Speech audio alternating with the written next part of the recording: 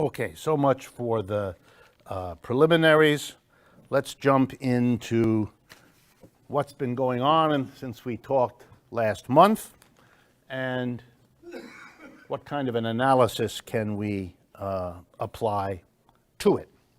Well, the first thing, which is dear to my heart, is this issue of refugees. I'm assuming all of you have been looking at the horrible pictures in the newspapers and on television, the body of the little boy in Europe that washed up on the beach, and countless other images that keep flooding across.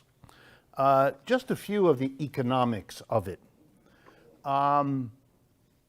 These are mostly refugees pouring into Europe in whatever way is easiest to get into Europe, and that tends to be the southern part of Europe, people coming across the Mediterranean or coming up through Turkey and the Middle East.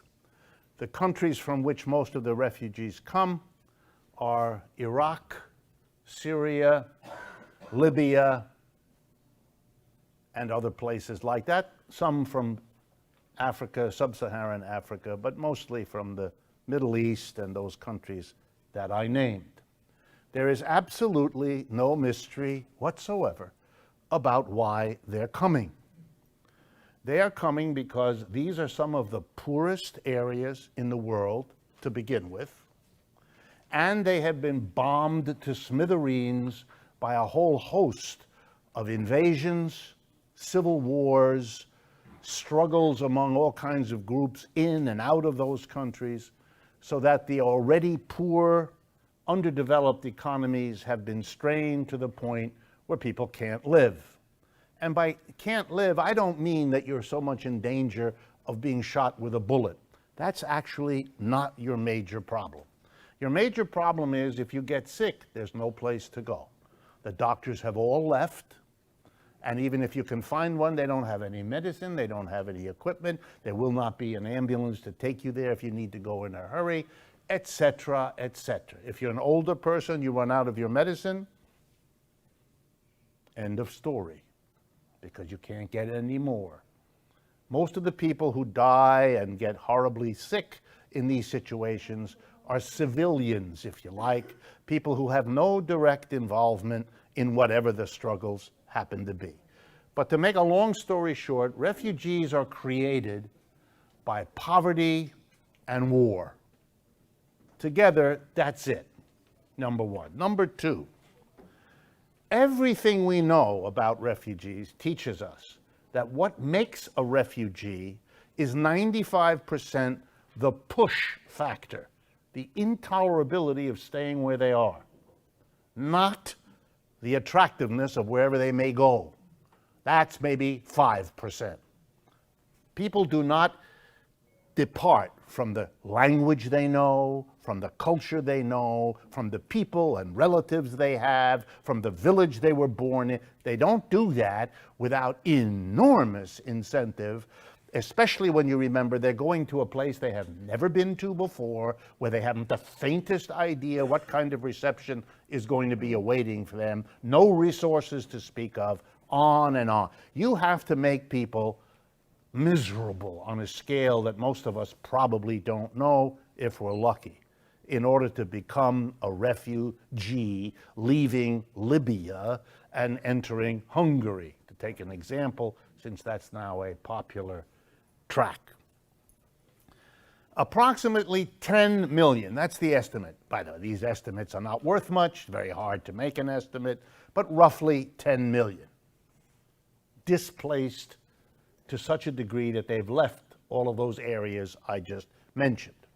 The Europeans mostly don't want them, but with some struggle, they are now talking, latest figures that I could see, about taking into Europe 120 to 130,000.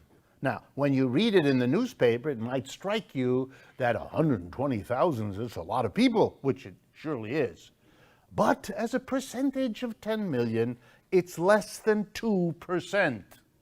The other 98% are trying to go where they will not be taken in. And if those of you don't pay attention, you may have missed that in the last week, there are quite a few examples of people being ejected from various countries in Europe who already arrived there, legally or illegally, but will not. The police force them back. There have been pitched battles between police and refugees, many of whom are traveling with families, including small children. This is a major catastrophe. In the press, you will read stories about how the refugees are fleeing to where conditions are better. Unquestionably true, just not very relevant. They're not fleeing because the conditions are better. They're fleeing because the conditions where they are no longer tolerable. That's how bad they have become. But even more important, why is that part of the world so poor? And why is it beset by war on top of its poverty? War in the Middle East in the last 10 or 15 years, whatever else you can say about it, has been made much worse and much more widespread by the direct military intervention of the United States and Europe. The countries that don't want to take are not willing to take the results of their own policies. There's a stunning failure in the press to tell people what is the cause of this disaster. And please remember, when we were told 5 and 10 years ago what it would cost to engage in the military activities in Iraq, was there a calculation that included the cost of 10 million refugees? No. Those are all added now, after the event, even though every major military activity in the last 100 years has created armies of refugees. This is not surprising, this is not new, this is not unique. And the hand-wringing, oh my goodness, we have a refugee problem. I mean, I lack an adjective to capture what I think of this. I'll leave it to your imagination what we're looking at here. But we are killing large numbers of people who are simply dying by the wayside, buried in some unmarked grave by the side of some highway in Greece or in Hungary or in the Czech Republic, and so on, because they can't find a place. And even countries you might have thought would behave otherwise don't. The Danes ejected a sizable number of people. Not that many want to go to Denmark because they can't find it. No, it's far away from where these people are coming, so it takes an extra job to get across everywhere and go to Denmark, and the Danes don't want them.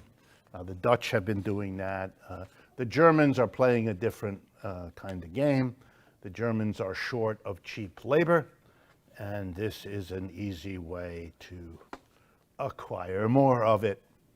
What that will do to these societies as these folks come in, desperate for any kind of work to survive, willing therefore to work at wages that local folks wouldn't accept, who are not in any union because they're just coming into the country, who are separated by language and 12 other variables. How this is going to affect the working class or the balance between capital and labor, these are questions that are not asked by the people who want to imagine that this is some sudden problem, the cause of which is a great mystery, but we will be sure to take one into each parish, as one great leader advised, which is a lame response, that's the nicest word I can come up with, to a catastrophe of this magnitude. But it's about economics. It's about poverty, it's about misery, aggravated by wars that are also fought for economic reasons in large part, whether it be oil or the geopolitical maneuvers, and these are simply the collateral damage. But when you give people a choice, either die where you are or run in the hope that wherever you run to, you may survive, large numbers of them choose to run. And that's all you see.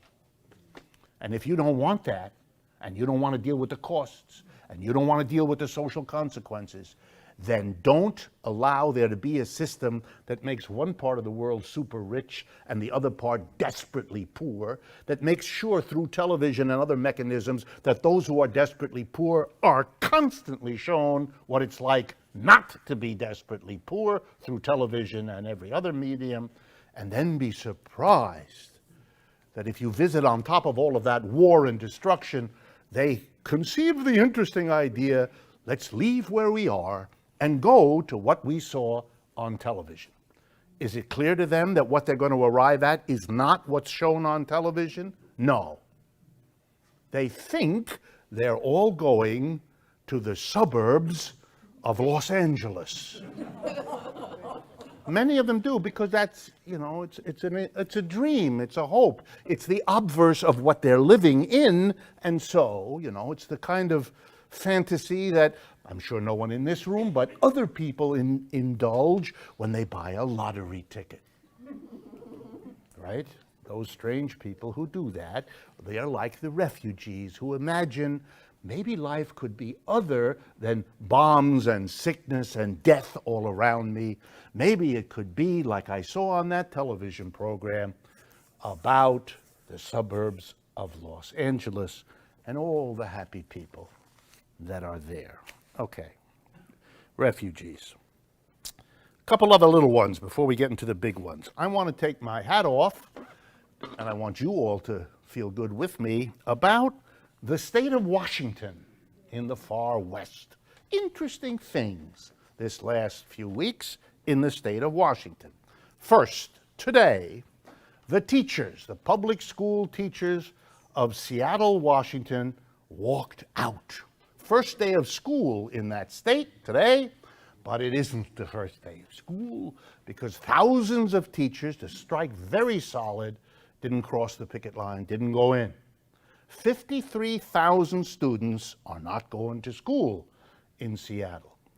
Why? I thought you might be interested. First, they haven't had any increase in 6 years, neither a wage increase nor a cost of living adjustment. Okay, if your salary doesn't go up for 6 years, during which time prices in this country went up 2%, and not a lot, but 2% over 6 years, compounding, if you think about it, that means your real income, what you can afford to buy with the money that you're getting the same each year for 6 years, has dropped by about 12, 15%. So that's what the teachers got, a drop of about 15% in their pay. So when they started bargaining, the school system came in and said, we're going to offer you 3% per year for the next 3 years. So at the end of the 3 years, roughly 9%, which means 3 years from now, they would be further behind than they were before. They'd still be behind, mind you.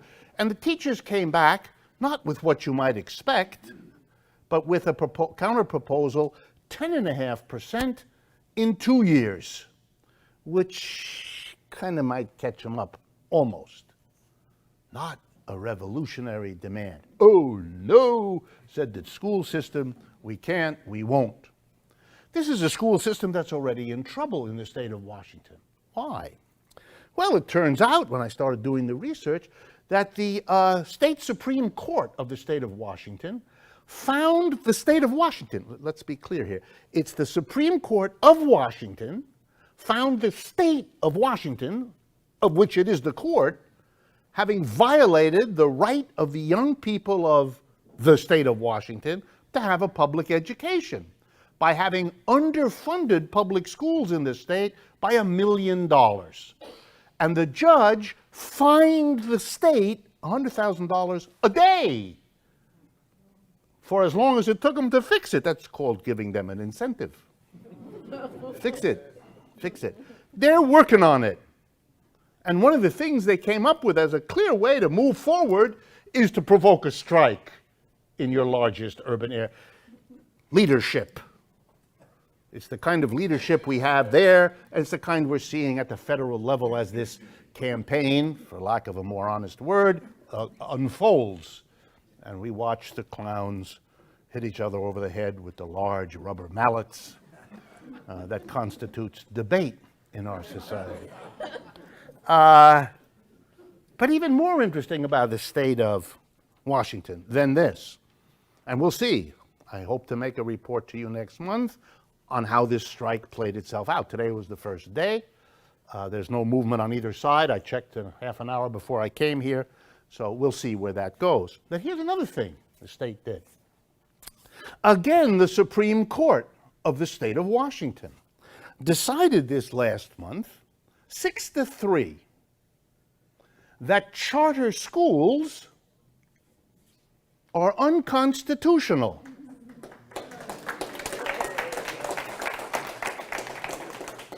Not a close vote, 6-3.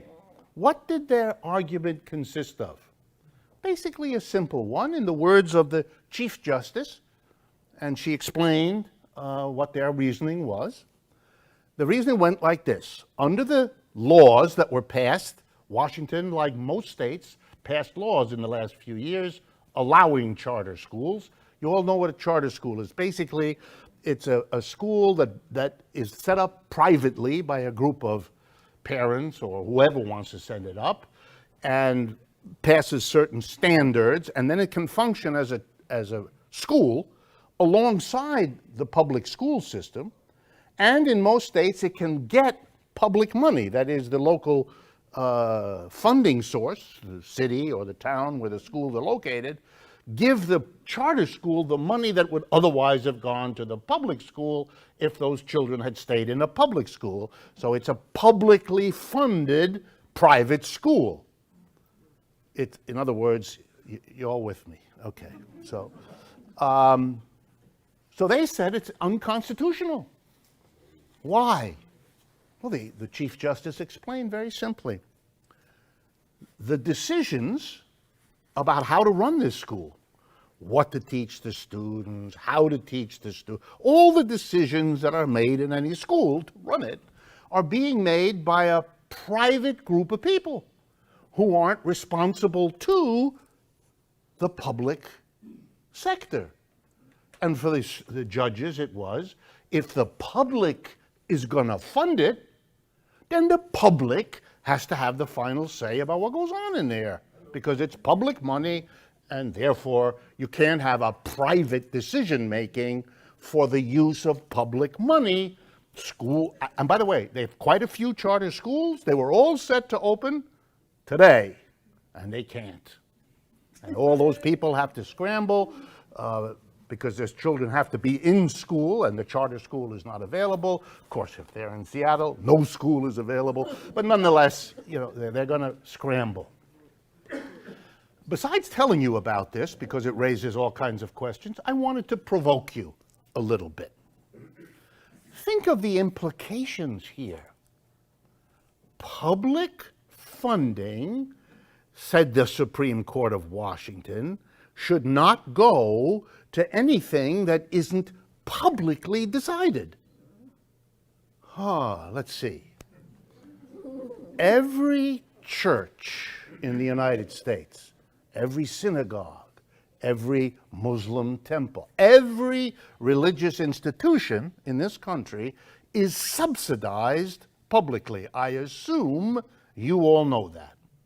For those of you that don't believe in religion, you don't think there is a God or so forth, I hate to tell you this, but you are required by the law of the United States to subsidize an institution.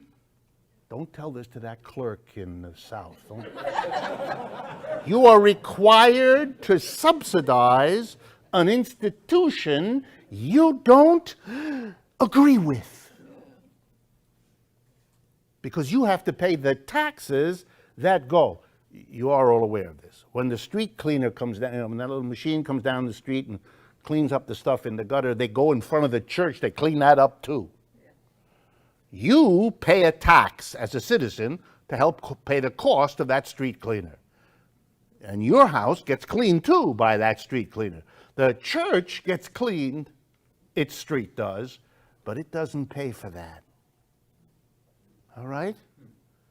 If there's a fire in the church, and in order to save lives, they pull on the alarm, and the fire men and women come and they prevent the fire, they have to be paid, those firefighters. And they have to fuel the trucks that they come in and buy the hoses and all the rest.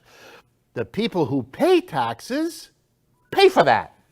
The church that calls the fire alarm and makes the truck come doesn't pay, ready? Anything. The minister, and I don't mean to pick on any denomination. I have the same feeling about all of them. So I don't mean to single any of them out. So the rabbi or the priest or the minister or the imam or anything else you would like is in a position that's the following. We'll never know whether the people of the United States care enough about the religious institutions to pay for them, because we don't require it. The rest of us pay for them. They get them for nothing. Remember that the next time a member of the cloth argues that we shouldn't have the government subsidizing people, and if you want it, you should be able to pay for it yourself. Hold up a large mirror and giggle. Okay? It's even worse with institutions like private universities. It's even worse when those institutions are staggeringly wealthy. So I spent an inordinate amount of my life, inordinate meaning more than 3 days, in these institutions. So I'm going to tell you as an example about one of them. Yale University, hour and a half from here in New Haven, Connecticut. Yale is an institution that has an endowment fund. An endowment fund is sort of like having a savings account. Only unlike yours, it's very large. Don't take this personally. So Yale's is counted in the billions with a B. I don't know what it is these days, but I would say somewhere between 15 and 20 billion dollars is their accumulated wealth. And you know what they do with that? They invest it in order to make it grow. Now, when you think of Yale as an educational institution, you think of teaching and studying. But you're mistaken. Its focus is on making more of what they already have a lot of money. And they have an advantage, because every kind of income Yale gets on top of the 20 billion it already has, every dividend it gets from buying shares of stock, and it owns a lot of stock, every interest payment it gets from every loan it's made a lot of loans, every piece of rent it gets from all the real estate it owns. Yale owns several buildings on Fifth Avenue here in New York, among others. Every nickel of that income, Yale's tax bill on that income is nothing. You work at McDonald's, you get your crappy $8 an hour, and the government comes in and takes a tax from you. But if you're $20 billion Yale University, who wouldn't know what to do with that money if they even think about it, they're allowed to get any income they want, in any form they want, in any activity they want, and they pay nothing. Yale is the largest landowner in the city of New Haven. It's the largest employer in the city of New Haven. It has 200 buildings. And on those 200 buildings that are used for the school, it pays no property tax at all. Nothing. Zilch. Now, if you're the city of New Haven, where I lived for 25 years, then it means if your largest landowner and your largest employer and your richest citizen doesn't pay anything to support the police and the fire and the public schools and everything else, it means that the rest of the community, in this case me, we get to pay more than we otherwise would because they're not paying at all. Let's see what that means. Yale, the billionaire institution, is subsidized by the delivery of public services that the rest of us pay for. This is called Robin Hood upside down. This is called stealing from the poor to make the rich richer still. Half of New Haven is Hispanic or African American. New Haven qualifies as the 7th poorest city in the United States. This is calculated by the US Census Bureau. They have a simple rule, a simple measurement. You take the number of families in the town, total, that's the denominator in your fraction, and in the numerator, the number of families who live below the poverty line. And that's a measure of how poor this city is. By that measure, used all the time by the US Census Bureau, New Haven is one of the 10 poorest cities in America, usually ranks around number 7. So let's review. The 7th poorest city in America subsidizes the 4th richest university on the planet. As usual, if we had more time, I would stop and we would play the national anthem.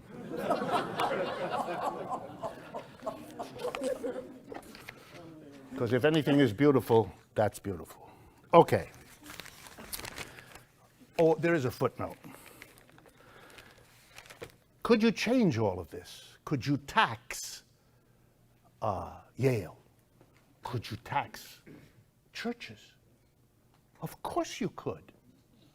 How do I know? We did in America. Don't tell anyone, it's very upsetting. It's never happy for people to hear that their history includes something they wanted to believe is not imaginable. Yale got an exemption from paying the taxes it had to pay for a wonderful argument back in colonial days. Here was what it was. English people, British people, had come to North America. They had done the usual number on the local folk. Kill them. Clean them out. Ethnic cleansing early on, before we had the name. And when they were done doing this thing, one of the first things they wanted to do was to build churches. You might even speculate, if you were psychologically so inclined, that they had something to be guilty about. Maybe they wanted absolution for something. I'll leave it to you to imagine what that might be. But they wanted to build churches. And it turns out, among these Protestant folk, because that's who they were in the Puritan case, you may remember your American history, that in order to have these churches, they needed somebody who knew what to do. You know how the prayers go and which end of the Bible you read from first, that kind of thing. They needed ministers. And those were scarce. Turns out ministers had a pretty cushy arrangement back in England, and the prospect, reminds me of my refugee story, the prospect of leaving their comfortable home in England to go to, it wasn't attractive. So we had colonists, but no ministers. They had to fix this because they wanted these churches, because the guilt was eating them up. So they created schools to train ministers from the local folks. But it turned out that you'd have to pay the teacher. You'd have to make it worthwhile for the minister to come from England to be the teacher. And you'd have to make a little school building where you could train them. And this cost money. And I don't want to feed into anyone's ethnic stereotype, but the Yankees in Connecticut didn't want to spend the money. So they reached a compromise.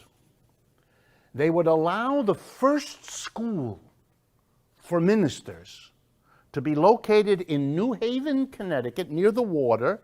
The Long Island Sound is there. And in order to make it manageable, here goes, they would give them an exemption from taxes. They wouldn't be so expensive because they wouldn't have to pay any taxes. So into the laws of Connecticut was written, Yale, that was the name of the school because of the man who had the land where it was located, Yale wouldn't have to pay taxes. And the argument was straightforward, because the local community, Protestant community, would get the benefit of this by having ministers in the churches. So you give them a break, and you in the community will have to pay more because, you know, we're taking care of these people and they don't pay, the school folks, in learning how to be ministers. But it's okay because we get the benefit. Now fast forward with me to today. $20 billion institution. Does its output serve the city of New Haven? Well, if you believe that, then I can't help you anymore. Yale is aware that it's in New Haven and regrets it. It could care less about the city. It has shown that in countless ways. It is a world-class institution. The way we know that is because it says so all the time. And it's famous all over the world, and it educates the greatest, most important people. Bill Clinton, Hillary Clinton, they all went to Yale, and you can see obviously what kind of a superior institution that obviously is, et cetera, et cetera. So the notion that to give them a tax exemption from paying all the property taxes in New Haven is done because they are such a blessing to New Haven, again, I cannot help you if that line of thought makes some sense to you. It doesn't to most of the rest of us. When there were movements, of which I was a part, to make Yale pay taxes, and by the way, that would transform the city of New Haven. The Yale community, students, faculty, and workers, about 17,000 people. The city of New Haven, in which it's located, population, 125,000 people. If Yale paid the taxes the same rate everybody else, the city of New Haven would be the most famous city in the United States because the conditions for people to go to school and to live there would be so extravagant they'd have to have walls to keep everybody else out. So Yale doesn't pay. And when there was a movement to get them to pay, they gathered the local rabbis, priests, and ministers to come together and say, gee, you don't want to tax us locally beneficial institution. At least a local church serves the people in that community. It's at least they can make that argument. To which the answer was, and that's why I mentioned it to you, we can have what's called a circuit breaker or an exemption. The first $1 million of property that you have, no property tax. And the first $1 million of income you earn a year, no tax either. That takes care of every church. And that leaves Yale out there dangling in the wind. When I had this conversation, I was on a city commission in New Haven at the time. I lived there. I was approached by two people at Yale who said to me, half jesting, they wanted me to know that they had had a conversation over at Yale to find out whether there's any way that having given someone an advanced degree, you could take it back. I laughed with them, but I noticed a different tone to my laughter and theirs as we laughed about this. Okay. I was struck this last weekend by reading the New York Times, an exercise I do only because the other newspapers are worse. And there was an article by a fellow economist.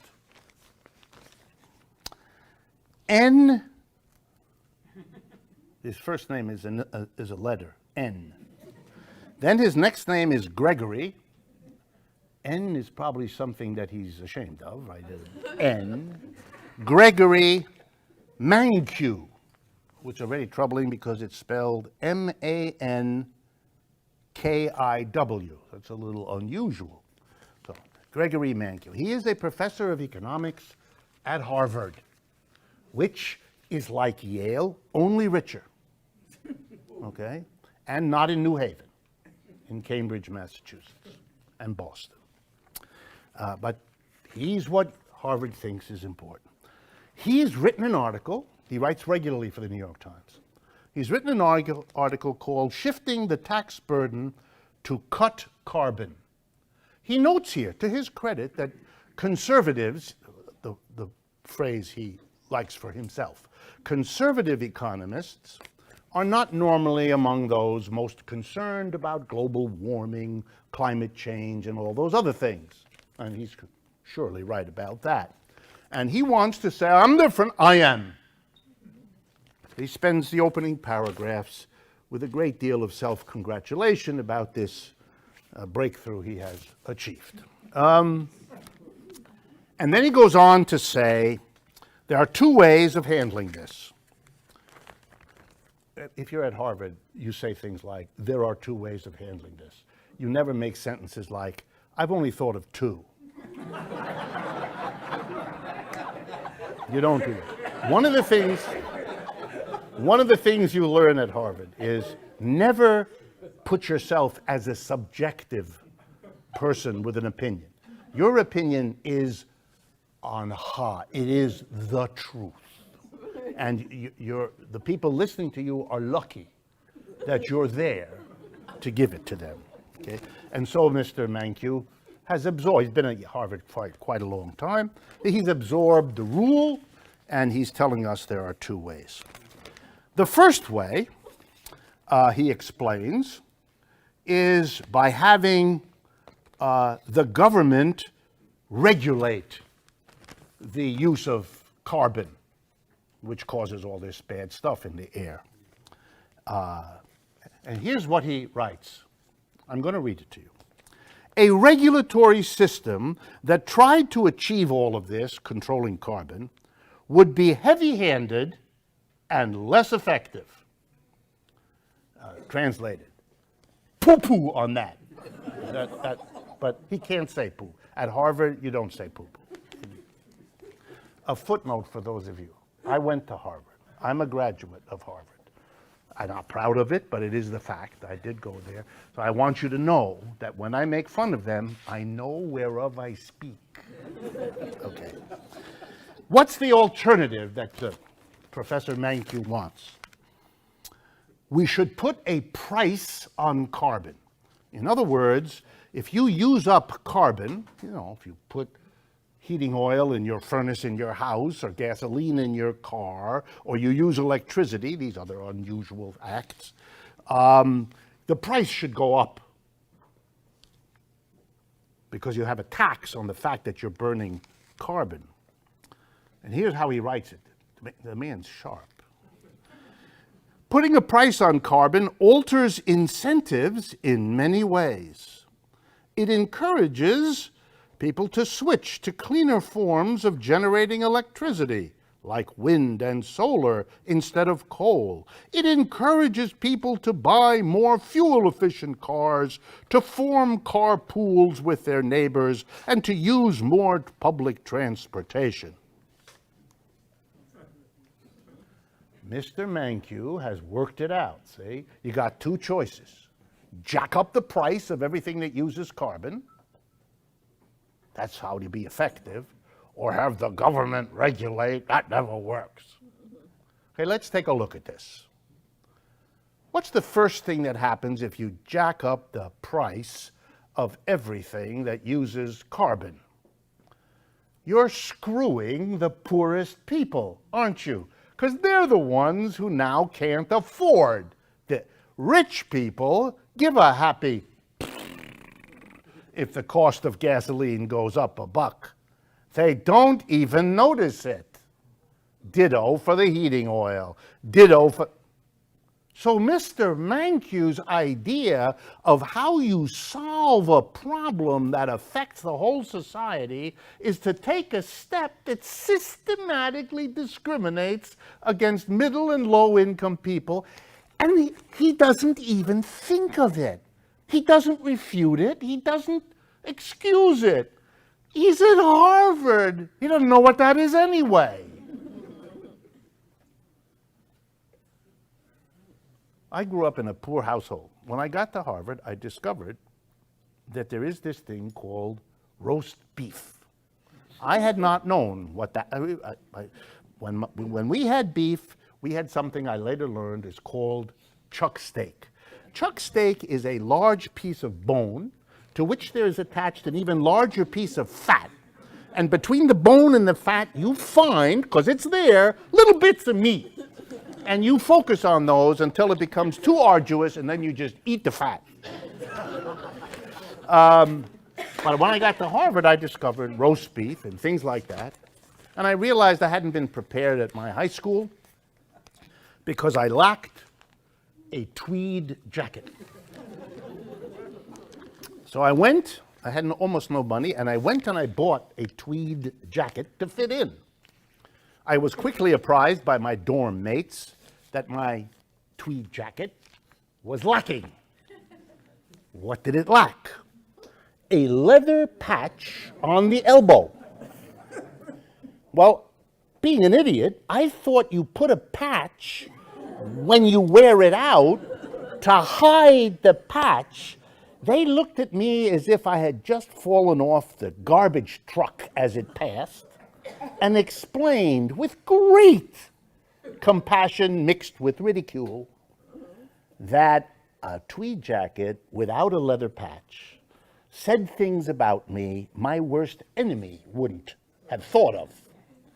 I went, and with money I did not have, purchased a leather patch for and thereby fit in to Harvard, as you can see from the way I discuss it to this day. Other story, also from Sunday's New York Times, but on the front page. A story, if you missed it, you really have got to see. Here's what it is. It's a fight between Monsanto, that's a huge chemical giant, and a number of organic firms like Stonyfield Farm. Some of you know it makes yogurt and things like that. And here's what they're fighting over. Does it make a difference whether you have a chemistry set mixed in with your yogurt or not? Some of you, being underdeveloped people, actually think yogurt has something to do with enzymes and bacteria and milk.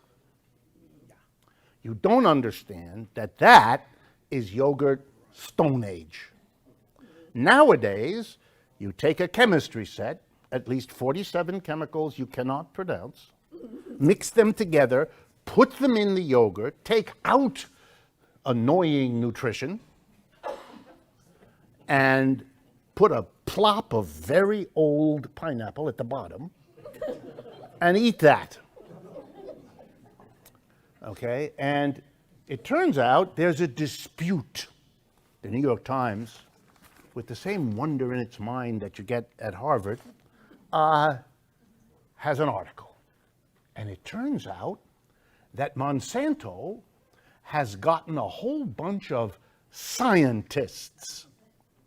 These are people who have gone to places like Harvard and Yale, spent a lot of years talking with their professors, at the end of which they are christened scientists. And this is very important because if you have a scientific degree, Monsanto wants to talk to you. Why? Because they want to trot you out there saying that these chemicals that are in there, wow, they cure baldness, they give you the sex life you had only dreamed of, and have several other wonderful virtues, none of which simple yogurt could hope to attain. Stonyfield makes simple yogurt. They learned that in order to survive, they've got to get scientists who tell you that those chemicals are awful. So the public is confronted with scientists who say the one is good and the other one is bad, and a bunch of other scientists who say, in other words, the bad one is good and the good one is bad. And the outcome depends on who has more money to buy more scientists. You are all eating the results of who has more money. Good luck. Monsanto is a very large company. Stonyfield is a very little company. So you're going to hear a great deal more about the wonders of modern yogurt than you are about its problems. If you have private enterprise producing your food, if that's a decision you make as a society, which we have, and if you understand that every private enterprise is driven by the so-called bottom line to maximize the profits without which they will not be able to compete against the next one, then you can't be surprised.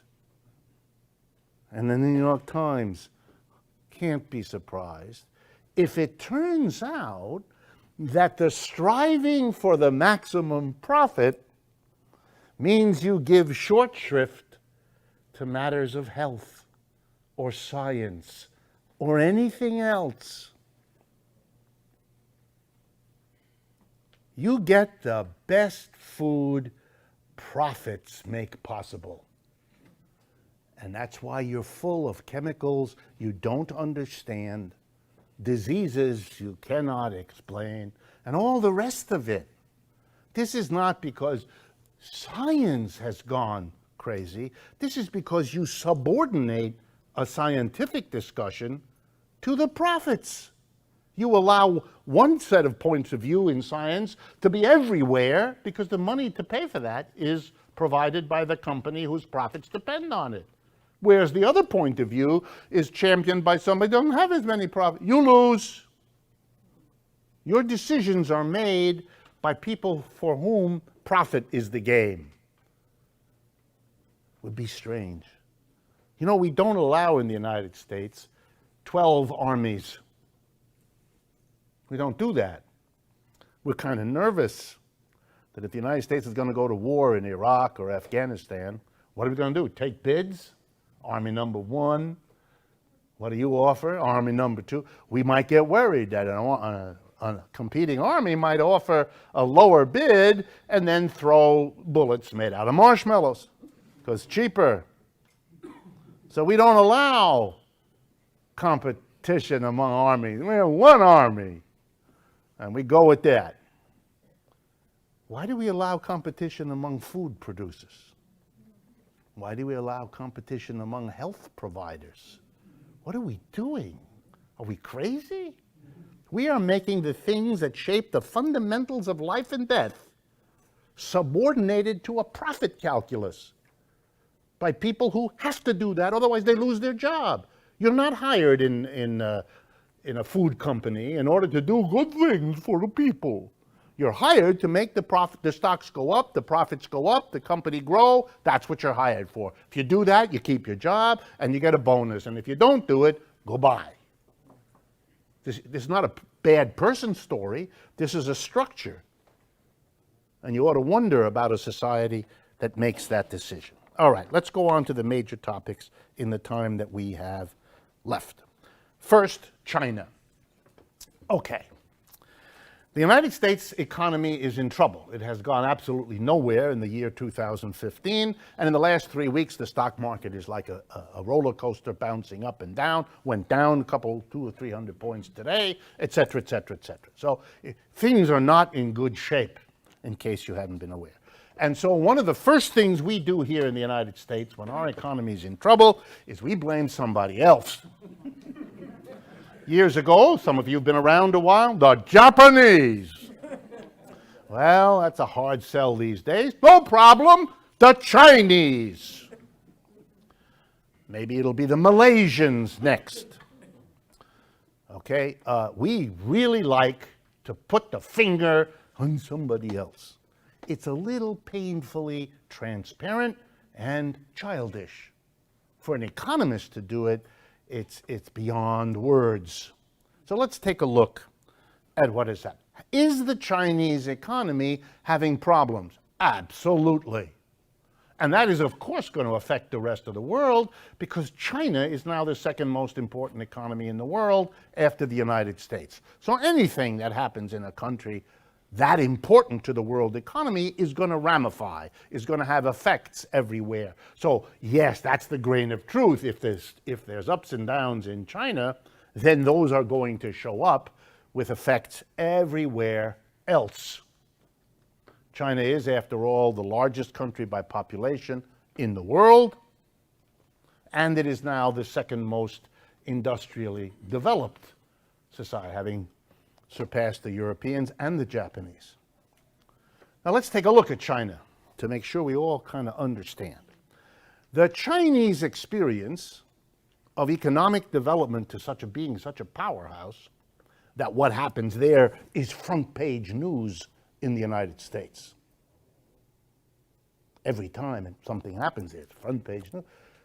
This is about 25 years old. That's all.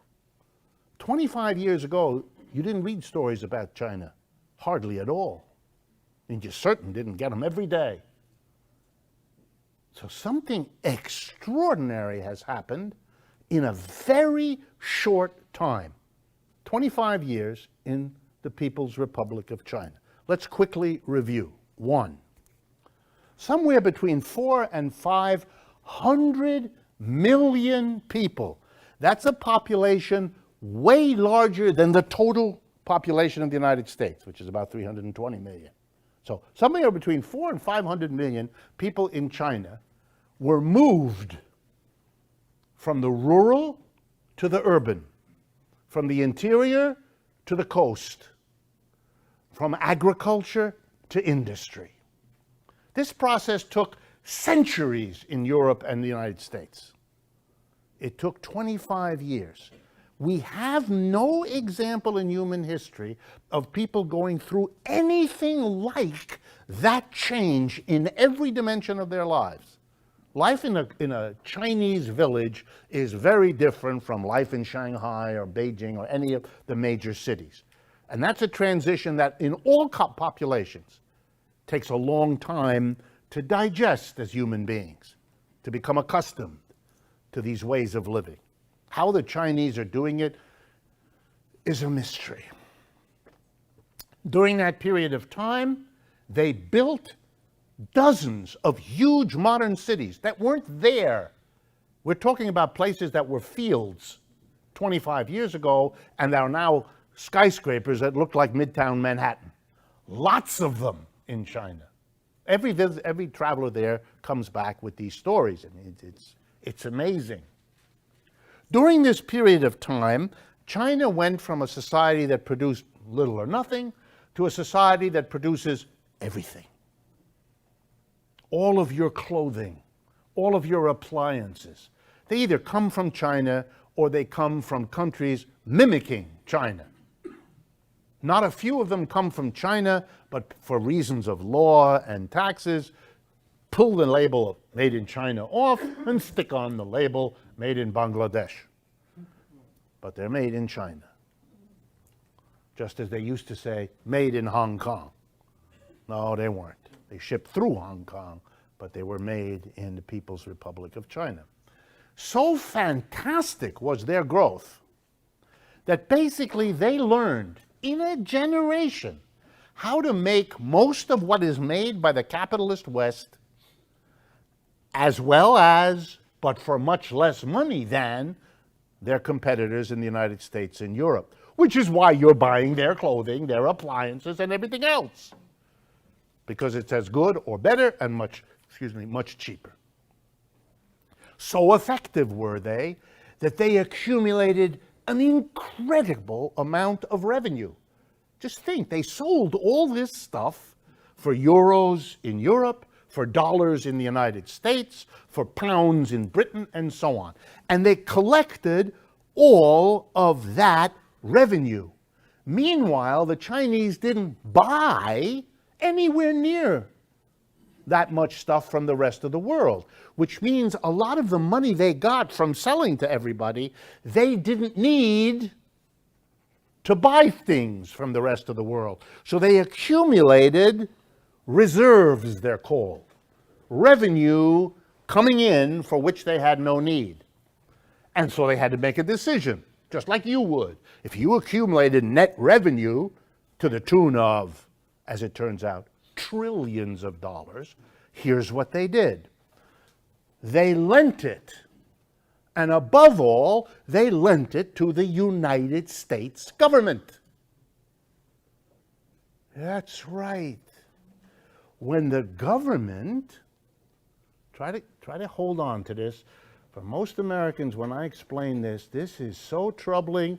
It's in one ear and right out the other one. When the government fixes the road in front of your house, when it lends to your cousin Harry's daughter so she can go to college, you have to thank the People's Republic of China because the money your government is using to help you is theirs.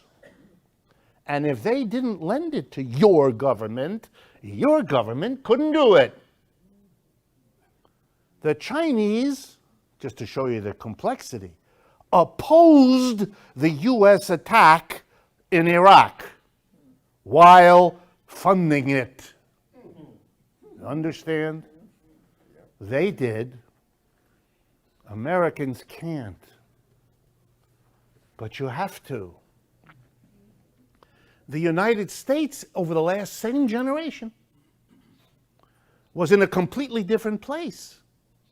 It wasn't producing, I'm going to exaggerate now, but just to get you the idea, it was producing less than it ever did before. We don't produce any of our clothing anymore, you know that. We don't produce any of our TVs, any of our watches, any of hardly anything. And our working class, we haven't given them a rise in wages forever. So what our working class lived off of in the last 25 years was borrowing. They borrowed. They borrowed from banks. But where did the banks get the money?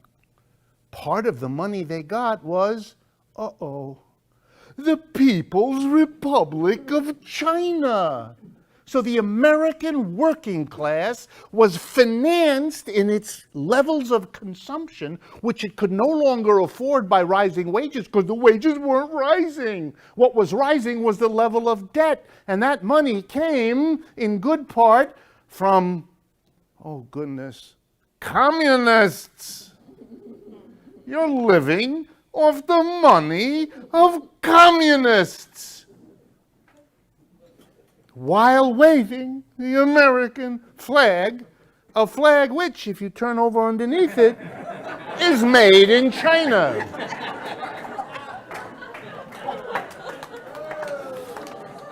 I think today's presentation is affected by Steve Colbert or something like that. Okay, so what's the point here of the story?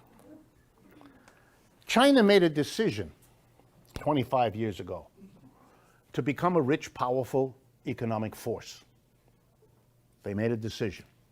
And they decided to do it by doing two major things. First, unlike what the Soviet Union had done, for all kinds of reasons, the Chinese decided that the way to develop an industry, the way to have jobs on the coast, in the big cities, for all those hundreds of millions coming off the countryside to work in, they had to produce for the rest of the world. They had to be an export-oriented economy. The Chinese people were too poor. Even though a lot of them, they didn't have enough money. To produce for the Chinese market would to be produced for a market that was too small to sustain the jobs and the industry they wanted to build. To do that, they had to become the producer for the world. They had to clothe not just the Chinese people, but you and me too, and produce the toasters we use and the TVs that we use, et cetera, et cetera, et cetera. They hitched their star, their well-being, to the capitalist West. They produced for Europe and to North America, and also Japan. The three big, powerful capitalist consuming cultures were who the Chinese built their industries to serve. In doing that, they proved brilliant. The strategy was, we can produce for that market better and cheaper than their own companies can, and they did. That worked. It did what they wanted, made them an industrial power. But it did it by making them, ready, dependent on the capitalist West. Second decision, closely wrapped up with the first. They believed they couldn't do that by themselves. So 25 years ago, they said to the big multinational capitalist corporations of the world, come here. Come here. We will provide you with huge numbers of workers, much cheaper than what you have in the United States or Britain or France or Italy or Japan. Much, much cheaper. A government that will help you every conceivable way, that will build the roads just where you need them, will build the infrastructure, we call it, that you will need. We will do everything to help you succeed as a capitalist, private enterprise inside the People's Republic of China. And that worked too. Company after company, American, Japanese, British, German, Italian, Spanish, moved. The United States is littered with empty factories. Those companies are still here. They're still producing what they always did, but they're producing it over there in China, not here. Half, remember this number, roughly half of the goods coming into the United States from China are made in China, yup, by Chinese workers, yup, but in companies that are subsidiaries of American corporations who went there, set up shop, hired Chinese workers to produce the goods they then ship back home. The biggest corporation in the United States today by employment is the Walmart store business. They bought Chinese goods and delivered them into every corner of the United States. China could never have done what it did simply by being a good producer, because you got to get it into Yipsy Doodle, Ohio, and Wumpty Bumblum, Wyoming. How are you going to get it there? It can be a wonderful product, but there has to be a distribution system.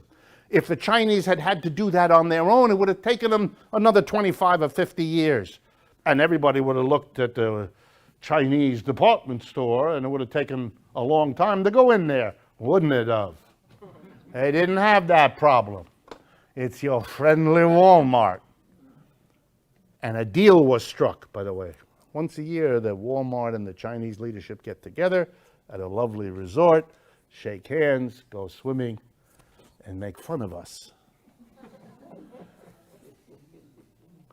That's a marriage made somewhere. Walmart handled the Chinese goods. That gave China the distribution system, and it gave Walmart the one up on everybody else. They had the best, cheapest stuff. Now at least they have half of that. The cheapest stuff. Walmart and China. Private enterprise and communism in a partnership. China is the largest creditor in the world. The United States is the largest debtor in the world. We owe everything to the People's Republic of China. The most successful capitalist country is in hock up to its ears to the most important communist country. And again, if I had time, we'd interrupt this program and bring you the national anthem once again. If you hook your star, as China did, to capitalism by producing exports for capitalist markets and by bringing in capitalist enterprises, guess what? You're making your country vulnerable to whatever capitalism brings in. If you really love stray cats, and when they come to your back porch and you put out a little saucer with milk or cream, and they are grateful, and then you bring them into the house, it's charming, it's wonderful, but you're going to realize pretty quick that with the stray cat, other things come too, and those are not so pleasant. If you hook yourself up to capitalism, first you're going to get instability. Capitalism is a system that is unstable. Every 3 to 7 years, wherever capitalism has ever come, it has an economic downturn. Periodically, these downturns are called recessions, and if they get really bad, which they periodically do, then they are depressions. You know, depression economically, it's in the economy like it is if you're not feeling real good for a while. You are depressed, so is an economy. Capitalism goes through this all the time. It's a sickness. How do we know? Nobody wants a depression. Nobody wants an economic downturn. Pick up the newspaper when there's a story of a downturn. It's always written like, oh, this is terrible, it's horrible, don't like it, bad, no good. What kind of society holds on to an economic system that delivers something nobody wants with stunning regularity? Hello? Something screwy here. I've always liked in my classes to say at this point, so I'm going to do it again. Some of you have heard this. If you lived with a roommate as unstable as capitalism, you would have moved out long ago or demanded that the roommate get professional help. Why do you stay with an economic system that is so unstable? You know, capitalists are frightened of the instability of their system. They have worked very hard, I know a lot of them, they've worked very hard to try to figure out what causes it and what can we do. And they've developed policies. They force us in graduate school to learn them all. Monetary policies and fiscal policies. They developed institutions like the Federal Reserve System and the Treasury to do this and to do that, to what? To prevent the instability. And they have a stunning record. No success at all, ever. The greatest minds, for example, in the middle of the Great Depression of the 1930s, a brilliant economist, the smartest one at the time, John Maynard Keynes, a member of the British aristocracy, a professor of economics at Cambridge, which is the highest level you can get in Great Britain, writes a famous book explaining here's why these terrible things happen in capitalism, and here's what we will do about it. And people try. They use what he writes. And so the profession is full of endless debates. Underscore the word endless. Keynes, the government has to get in there to deal with this. No, say the conservatives. The government only makes it worse. Okay, we'll get the government out. Oh, but then we have a collapse. Oh, we'll bring the government in. Yeah, but it makes it worse. Oh, over and over. For graduate students, it's a torment. You have to read 8 million versions of this same stale debate. The bottom line is, after 250 years, they haven't been able to stop this instability, which means if the Chinese are half the Marxists they say they are, they should have known, and I'm sure they did. Like with the kitty that you bring in through the back porch with the little milk, you're going to get with capitalism. So guess what China is experiencing now? An economic downturn. Surprise. But because they're now the second biggest economy in the world, if they have an economic downturn, everybody else trembles. No mystery here at all. Second, remember, they brought in huge capitalist corporations. Well, that's like the kitty again. You're bringing in capitalism, and with it come the fleas, like with the kitty, right?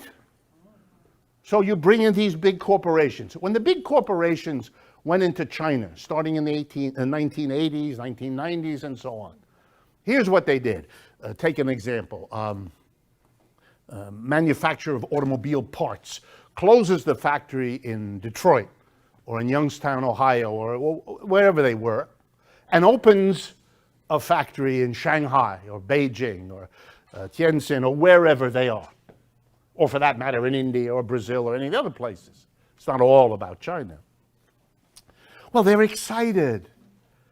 They're starting a kind of new phase of their company.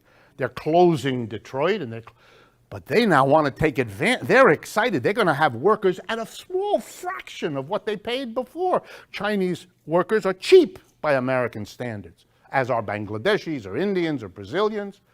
And they're going to take the latest technology and they're going to say, well, we can win the world market because we're going to be producing the same stuff we've always produced, but at a much lower price because we're paying these Chinese workers next to nothing. So they're excited and here we go, they expand their capacity. They build more capacity in China than they closed here in the United States. So over 25 years, the capacity to produce is enlarged as a byproduct of moving it from the West to the East. End result, by 2010 and 15, we have, guess what? Way more capacity to produce than we have a market for people to buy this stuff. And it's even worse because the mass of people are no longer getting the wages they once got in the United States up here. They're now getting the wages that the Chinese and the Indians and the Brazilians share. So the market has gone down in terms of what people can afford at the same time that capitalism has created a capacity to produce that's larger. Guess what? They're going to be unable to recoup their investment because they can't sell all they're capable of producing. Classic problem of capitalism. Nothing new about it, nothing surprising, and that's what we got. We got the Chinese going, oh my God, how are we going to keep our people working? There's no market.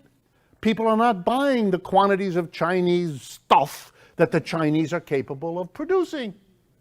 And so Chinese producers, their market is drying up and they can't afford to keep their workers working, and the rate of growth of their economy is slipping, and they have more and more problems, and those wash over here to the United States. But to look at all of that and say, it's the Chinese, misunderstands everything. The problem isn't the Chinese. The problem is capitalism. That's how it works. And when capitalism was brought into China, it does what it has done everywhere else. It produces a false inadequacy, a false shortage. In the United States today, 20% of our tools and equipment are sitting idle. That's a statistic from the Federal Reserve Bank of Washington, the Federal Reserve System. It's called capacity utilization. It's the percentage of your capacity to produce that is sitting idle. 20%. Next to it, we have millions of Americans. Estimate these days 10 to 20, depending on how you count. 10 to 20 million Americans without work who want a job. Okay, let's do this. We have 10 million, be conservative, people who want to work.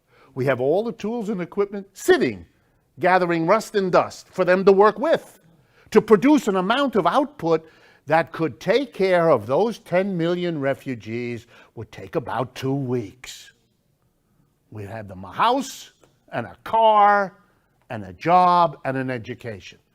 We can do it as a people, but we are saddled with, and we are deeply committed to, an economic system that undermines our capacity to do what we know would be in our best interest. That's when you need psychological help in a big way.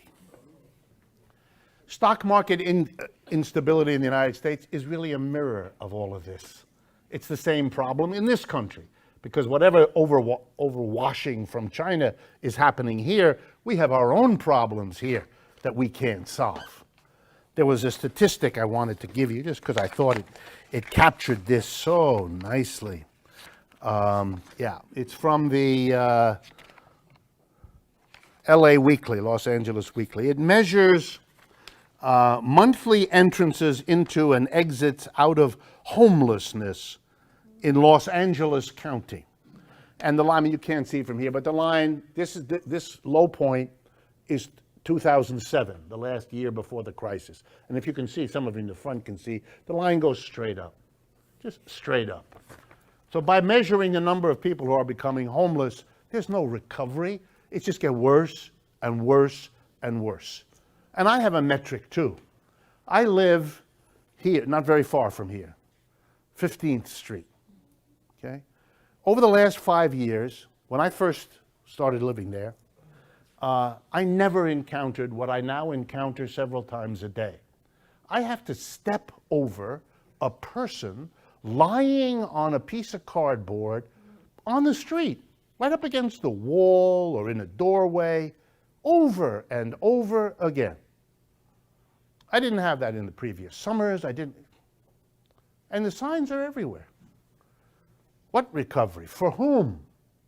It's like that Harvard professor. You solve the problem by jacking up the prices. The idea of who then pays for the social problem. Who is the one who can't afford to use their car, heat their home? The fact that it doesn't cross the man's mind. In his world, it's either the prices or the government bureaucrats. And who would want a government bureaucrat? So we're left with the prices. Hello. What? You know, there's 8,000 studies that indicate the number one cause of wasted energy in this country is the private automobile. The number one cause of death in this country is the private automobile. Number one cause of injury is the private automobile. Air pollution, private automobile. The solution to death, pollution, wasted energy, it's all the private automobile. What would you need to have in order not to have the private automobile? A decent public transportation system like exists in many countries. So we have lots of models to choose from, don't we? The country that is making the greatest use these days of the fast train, by the way, fast train, for those of you not aware of it, is not something that you can try here in the United States because we don't have it. The closest we have is the Excella thing that runs from Washington to Boston, and that's not that much faster than the regular train if you've looked at the schedules. In Europe, there are fast trains, TGV all over Europe, train grande vitesse, high speed. But the greatest producer of fast trains is the country in the world that is hooking up all of its new big cities with super fast trains. And that is the People's Republic of China, which is right now about to get, if my information is correct, the contract from the state of California to finally produce rapid trains. Because the state of California, which didn't want to give the contract to the People's Republic of China, cannot justify giving it to anybody else, given the quality and the price. But we don't do that. We're not going to make it a public transportation system. We're not going to do it because this is a society that is committed to private, free enterprise. For the same reason that this Harvard professor cannot see beyond crappy bureaucracy or the price system that is so efficient. Amazing. This is not about economics, is it? This is about ideology. This is about people's ways of putting blinders on themselves even when the crisis is staring them right in the face, 2 inches from their nose.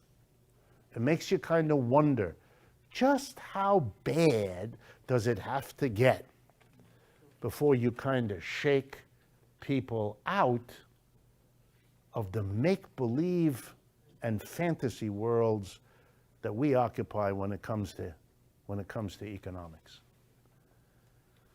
A final personal note, because some of you have asked, and I will say it to you. I am a product, that's why I mentioned it earlier, I am a product of elite education here in the United States. The reason I started tonight about refugees is that both of my parents were refugees. So I have a feeling for that situation. Both of them came from Europe to the United States, running for their lives, arrived here with nothing. No money, no nothing. Right? My father was a workaholic, bad, had that disease very bad. But one of the benefits of being a workaholic is you make some money and you save the money. And me being the first child, that money was used to send me to school, in the hopes that by getting to school, I would rise up out of the poverty that my family came with. And so I went to Harvard. I was the kid who got the scholarship and went to Harvard. And when I finished at Harvard, I went to Stanford, spent a year there. And then I went to Yale. So here I am, 10 years of Harvard, Stanford, and Yale. They all taught me as best they could to understand, appreciate, and applaud the capitalist system. They failed.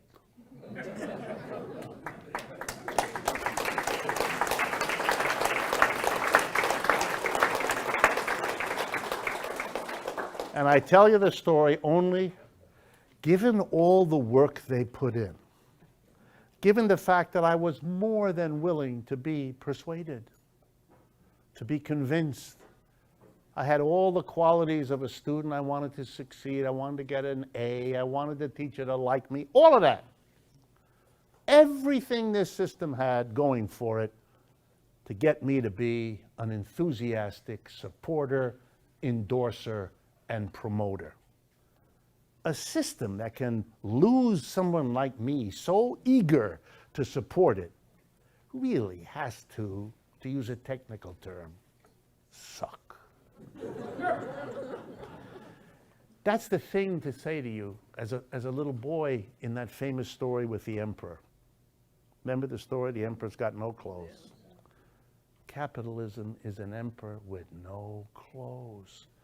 And all you're beginning to see, which I must admit for someone of my age, you can tell from my hair, is something I hadn't expected to see in my lifetime, which is why I'm having such a good time.